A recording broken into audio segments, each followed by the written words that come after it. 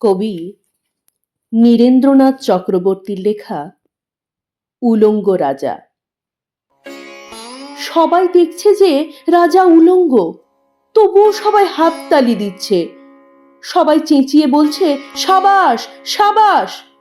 কারো মনে সংস্কার, কারো ভয়, কেউ বা নিজের বুদ্ধি অন্য মানুষের কাছে বন্ধক দিয়েছে, কেউ বা পরান্নভোজী, কেউ কৃপা প্রার্থী, উমেদার প্রবঞ্চক, কেউ ভাবছে রাজবস্ত্র সত্যিই অতীব সূক্ষ্ম, চোখে পড়ছে না যদিও, তবু আছে, অন্তত থাকাটা কিছু অসম্ভব নয়।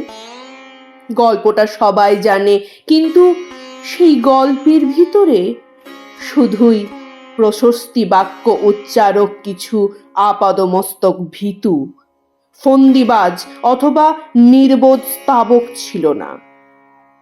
একটি শিশুও ছিল, সত্যবাদী, সরল, সাহসী একটি শিশু।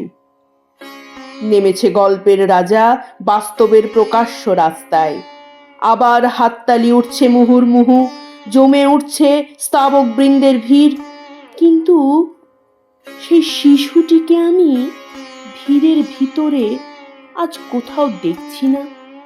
শিশুটি কোথায় গেল?